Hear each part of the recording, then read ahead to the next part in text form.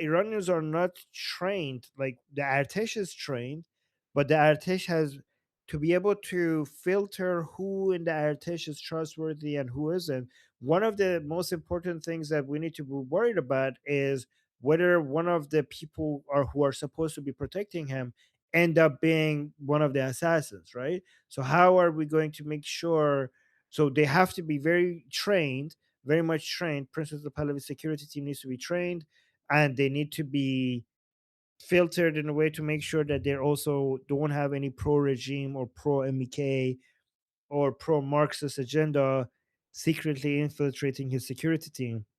So given that the only people who are trained when it comes to military tactics or security is the IRGC and the Artesh, and given how much even the Artesh has been the IRGC obviously, but even the Artesh has been running under the Islamic Republic for so many years, I think a foreign private company would be required. Those things are expensive, by the way. I don't even know if we have the money for that. I do think that maybe getting the Americans and Israelis involved would have some PR issues when it comes to right at the beginning. Like I wouldn't think that we're gonna it's going to be damaging after everything is settled for the Americans to have military bases inside Iran as an ally, just like they have in Germany or South Korea and many other countries. I don't think that's going to be an issue. But if right at the beginning, Princess of Pahlavi comes inside Iran with the US military as its defense team, that is not going to look very good at all. Or Israel, that's going to be like, oh, look, the Americans brought their puppet inside Iran, right?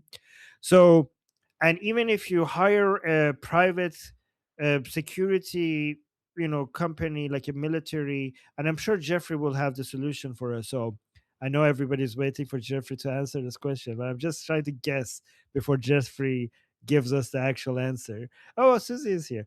So, if you are going to be hiring a private, military company, would that? I mean, the best ones are American and Israeli. So th- would that be a PR nightmare issue? So again, I give up. I don't know what the answer is. Jeffrey, help us out here. How would you pull this off? So there's a reason I said what I said yesterday about one of the thing. Like, there's a I'm couple not of hearing. things that need to be done, Guys, are you not hearing least of something? I'm which not hearing is, Jeffrey. can Oh, you Jeffrey, hear me? can you repeat because I didn't Can you have hear you me for a now? while. Is Now, this a little better? yeah, I have you now. Yes. All right. So there's a reason I said what I said yesterday regarding some of the things that need to be done to set up the post Mullah, like the post Mullah transition, like a Iran's version of Department of Homeland Security in the post Mullah transitionary period. And part of that has a couple of lines of effort. One is recognizing His Highness Prince Reza Pahlavi as the official transition government in exile, because that allows other things to happen. The other one is then creating a private military contracting company. That being said, why do you draw from the pro, the anti-mullah element and pro-Pahlavi element within the broader anti-mullah and or Persian diaspora? Here's the issue. So private military contractors, a lot of that was like looked at in the beginning part of the global war on terror, like 2002, three, and the reason that some of that was pushed was to circumvent some of the bullshit restrictions that interventionists tried to place on U.S. intervention into Iraq and all this. So like radical leftists, to a less degree, Ron Bots, all these other douchebags, right? And it did. It gave you ways to get around it. Here's the problem, though, and you kind of touched on it. You danced on it. There's a big difference between a mercenary and a soldier, yeah, particularly on the context of their motive. A soldier, or say someone who is committed to ensuring security during the transitionary period, yes, that is their main motive, is far more committed to carrying that out even at the cost of their life. Conversely, a mercenary's main motive is profit. They fight only for themselves, which is why a soldier almost always will be far more committed and less apt to cut and run than a mercenary, because for a mercenary, you have to be alive to get paid. So that's why you'd have to draw from the anti-Mullah Persian and pro Prince Pahlavi Persian diaspora because their motives go beyond personal interest. Now I know that probably doesn't sit very well with you because you're very heavy personal interest. I'm not saying that isn't a secondary motive. You don't want to be poor. I'm saying that there's a reason that you should, above and beyond the optics issue that you rightly touched. I mean, I don't want U.S. or Israeli forces to be there because that would leave the transition government open to all this bullshit rhetoric. It needs to be run by Iran's like global diaspora. That being said, there's certain ways you have to do that. I'm in the process of fleshing that out for you. Oh well, thank you. I will also add that what would most likely happen is that you'd have organization like the Mossad working in the background. Obviously, there's a great interest for Israel to make sure that Pahlavi will stay safe and alive. So I won't be surprised if the Mossad works in the background to make sure he'll be safe. It's also a good question of like when when Pahlavi would want to come back to Iran, because we have like, oh, after Khamenei dies, or like, oh, there's a full collapse of the IRGC. That there are all kinds of things that can go into it, and I don't think we're at the point of really knowing, because we need to see the collapse for first to see how well that goes, or when it's like the right time to get in. An update in Israel: most cities here have opened their shelters already, but there's still no official orders. They're not nothing to be like, stay close to shelter. There wasn't even been orders for cities to open shelters, but they just preemptively started to open it. Cool. Um, Do you mind if we add Susie in, as she has a time limit, and then maybe we can pick up whenever you have your question right after? yeah, no problem. Whatever need. Beautiful. Go ahead, Sil. Well, thank you. Hi, everyone. I'm back. My question is pretty short. What I've been wondering about recently is I've seen a fatality count going around of like 90,000 to 100,000. But I was wondering if anyone has any credibility to this. Is there any sourcing for this? Like, I'm really good at researching and determining this information, and I cannot find any reliable source for that large of a fatality count. So I was wondering, like, is there something that other people know that I don't know? I mean, I've seen that number as well. I haven't seen the source for it. The numbers that have the highest number that have good sources is above 50,000. So I haven't seen what the source of the 100,000 number of the casualties for the massacre in early January in Iran has been. But but if I if you do find the source, I wouldn't be surprised. Sure. Yeah, and I do think it's probably like, well, I shouldn't say it. I wouldn't be surprised if that's the real number, based on so many things I've heard from people inside Iran, and if you add them all up. Sure, sure. I mean, I know that it's Yeah, really hard to determine in these circumstances. And I mean, we're also yeah, considering like the amount of people who have been arrested and imprisoned since. Like, that is easily 40,000 to 50,000. yeah, So, yeah, that's what I've been. Okay, that's all. Thank yeah. you. Well, let's actually see if anybody else has answer for you. Does anybody else have an answer for Susie regarding this new number? Like, I don't want to be I think anybody going once. There's no really reliable, like I heard claims that go all the way from 40,000 to 100,000. It's not something that I would start to spread around. I would just say that the current number is officially around 40,000, but we know that it's probably more.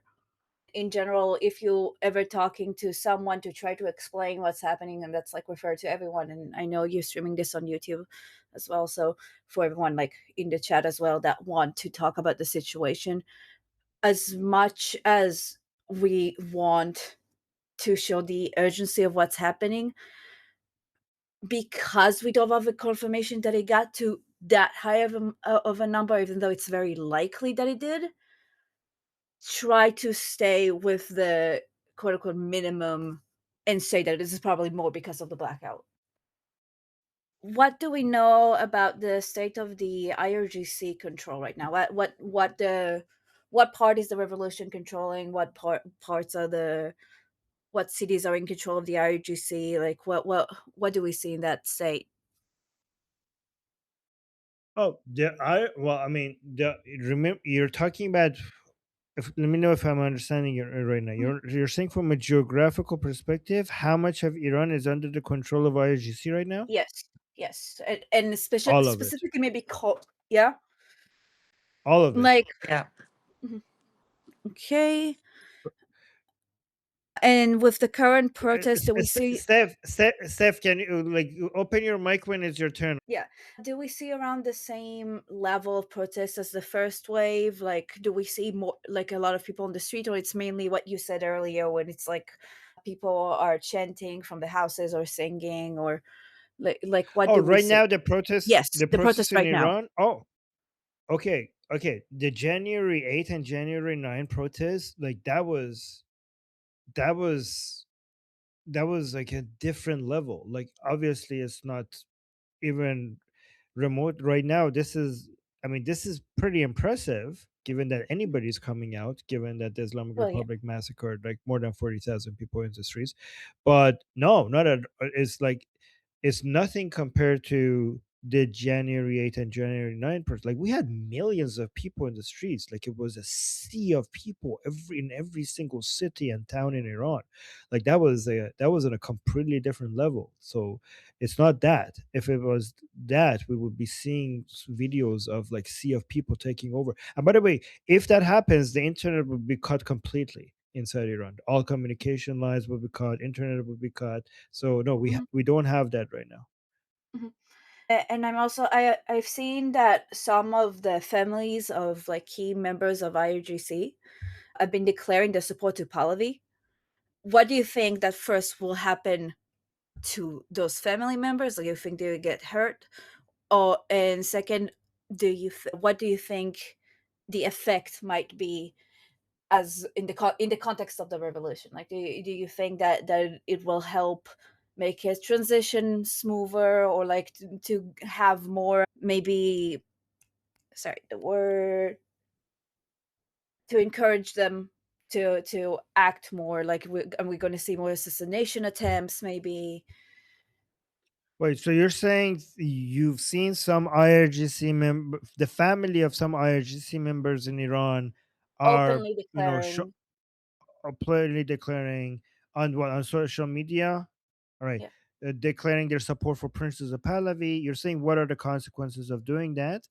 And the second part of your question is that like once they are punished, what would that punishment's effect be on the revolution? yeah yes Okay, so it really depends. Okay, it Mhm, depends on the family member, and it depends on how high level the IRGC man in the house, how high of a level it is, right?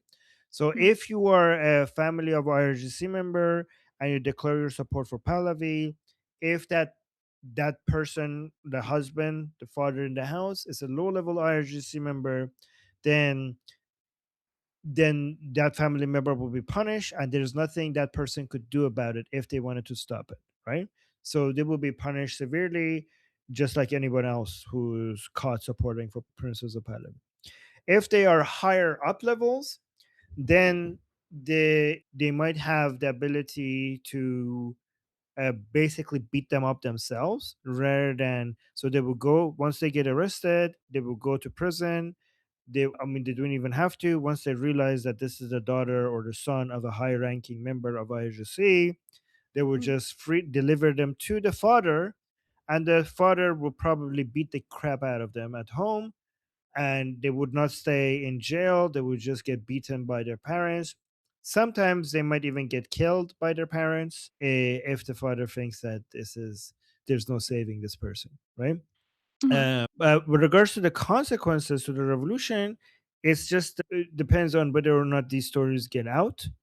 And obviously, it has two effects. If these stories get out, if what they do to these people, if it gets out, first of all, it will the other than the fact that the more people we lose, the more Iranians get motivated to come and finish the job of the Islamic Republic. I mean, one of the most famous chants by the Iranian people is "Hay nafar kushte she, hazar nafar pushte she," which means that for everyone that you kill, there's 1,000 other people behind them that are willing to participate and continue the revolution. But beyond that, because they're IRGC family members, it has two other effects. First of all, it gives a signal to the Iranian people that there's cracks within the Islamic regime from the inside, and it motivates them more to continue because they see that even within their own households, they're turning against them. So it will signal to them that we're getting close to the finish line. But also the effect on IRGC people themselves. There are many people. I mean, I know these people are Dorka jihadis, but a lot of them, I mean, they're still human, and they're still affected by human emotions. I think To because some some of them, to degree, some because degree, yeah, yeah. honor I just killing is still very prevalent. I'm just saying some of them will still like the fact that this will affect many people who are loyal. Like these stories getting out will affect some IRGC members or people around, like families of IRGC members, and it will speed up the division inside and the cracking Yeah. from the inside, which is the main thing we need to get to the finish line. Many people forget this third element. Everybody's focusing on external pressure from United States and Israel as element number one of pressure against the Islamic Republic. The Iranian people want to topple the regime in the millions, as the pressure number two against the Islamic Republic. But the third one, which is the most important one, is division within Islamic Republic itself. That Yeah. is going to be the most important pressure point against the Islamic Republic, and these types of stories will help exactly that. Okay. One last thing. So you said earlier that Pahlavi is waiting for something from the Iranian people. What do you think? Like he's waiting for? Like is he waiting for an attack from the U.S. or or is he waiting for something, a specific achievement from the Iranian people? Well, I don't know which conversation I had you're referring to. I said usually Prince Reza Pahlavi, when it comes to giving calls to actions, it's it's not like he's just waiting for them. There's a like a it's not like a line that needs to be. He's in continuous communication with people on the ground inside Iran. So the decisions he makes and the strategies he has is like dynamic, right? It's not the Iranian people waiting and he orders and then the Iranian people do what he says based on like do uh make the next plan based on his call to action. It's it's the communication is both ways, right? So he communicates to the Iranian people, gives the call to action, but the Iranian people are also giving him feedback. They're moving, they're communicating with what their strategies are, and he makes plans accordingly. So that's what I was suggesting. But the main thing everyone is waiting for right now, it's not just Princess of Pahlavi, but everybody's waiting for is for America and Israel to strike. That's what everybody's waiting for right now. Okay. Oh, and one thing, I don't know, I haven't been able to be in the streams that much. I don't know if you know it, but multiple Israeli officials have been stating and asking from Iranian people to go away from very specific areas of interest. And like that's been happening the past 2 days. So So yeah, the recommendation is going to always be that as soon as the strikes happen, like Iranian people need to identify two things. They need to identify as much as they can, right? These days, they need to identify where military assets are, and as soon as the attack starts, to move as far as away from them as they possibly can. Another thing that the Iranian people need to identify now these days is where the regime forces sleep. Okay, where do they sleep at night? Where do they live?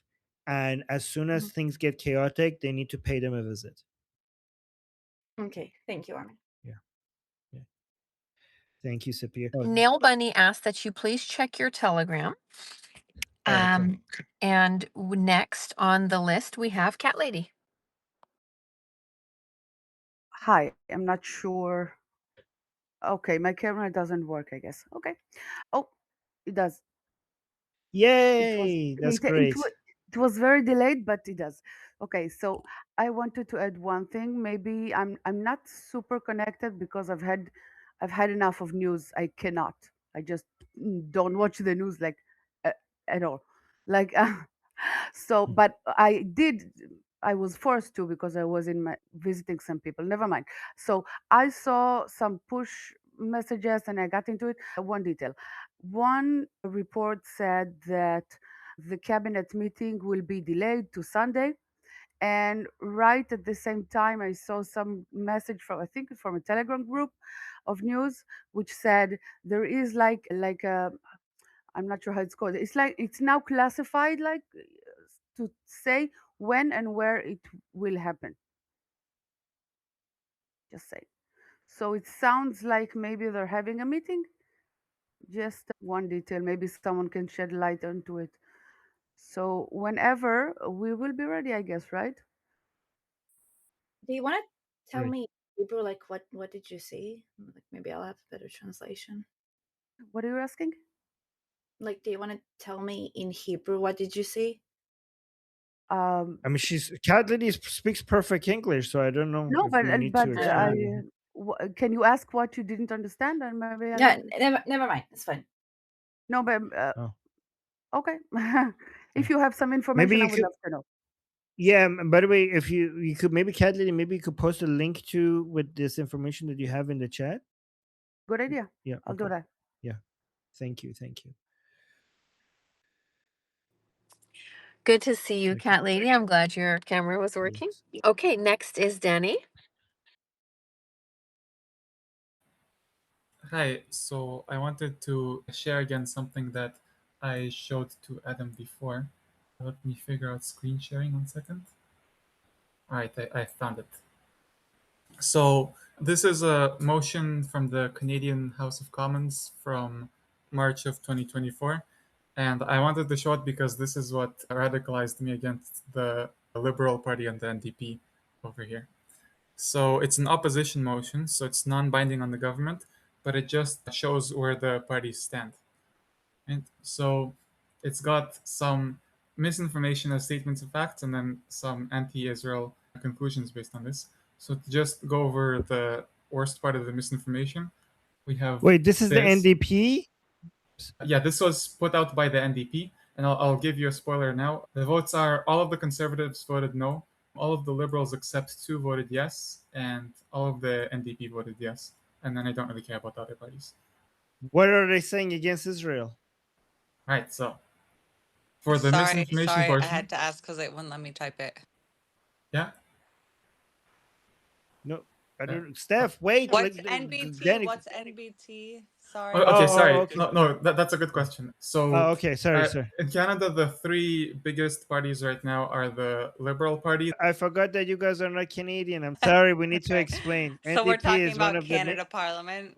Yeah. Yeah, it's so one of the major parties in Canada. NDP and Liberals are the 2 left parties, and it's usually those 2 parties versus the Conservatives, and then either those 2 make a coalition or the Conservatives win. Lately, the other 2 have been winning. Okay, tell us what they're doing. What they're doing against Israel. So what they're saying. We have in the information section, they claim that 30,000 people died, with 70% of them being women and children, which is quoted directly from Hamas. And so this is for March 2024. So at the time, I don't think Israel was putting out any numbers, but it was believed to be lower because Hamas put out those numbers. And 70% women and children is wildly inaccurate, because this number was even a couple of months later silently edited down by the UN and Hamas. We have risk of starvation, death, and disease, which seems to suggest that Gaza is at a risk for famine caused by Israel, which wasn't true at the time. And when Gaza did become at risk for famine later, Israel ended up distributing food to basically Hamas in order to prevent it. And they've even stopped fighting to vaccinate the population of Gaza at some point. So this is also basically slander. So they decided to suggest that Israel is not following international humanitarian law, which, by the way, I don't think I see here anything about Palestinians not following international humanitarian law or anything about the way they've treated the hostages. But that's okay. And the other really offensive part to me was Israel has a right to defend themselves, but the price of defeating Hamas cannot be the continuous suffering of all Palestinian civilians. I'm not really clear whether this means that they think Israel does have the right to defend themselves or not.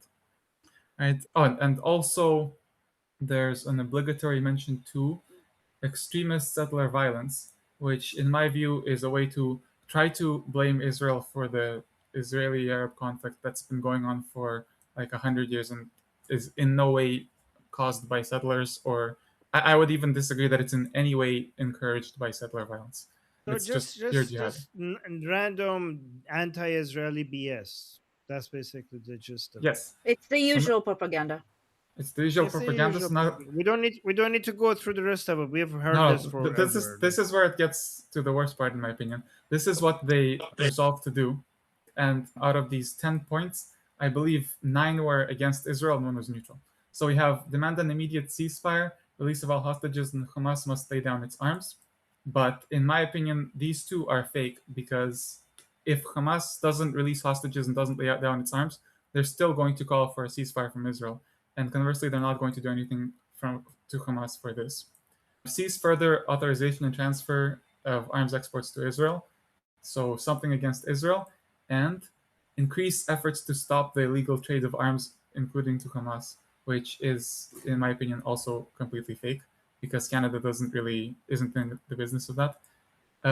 And should continue funding to UNRWA. So I hope we know here why that's bad.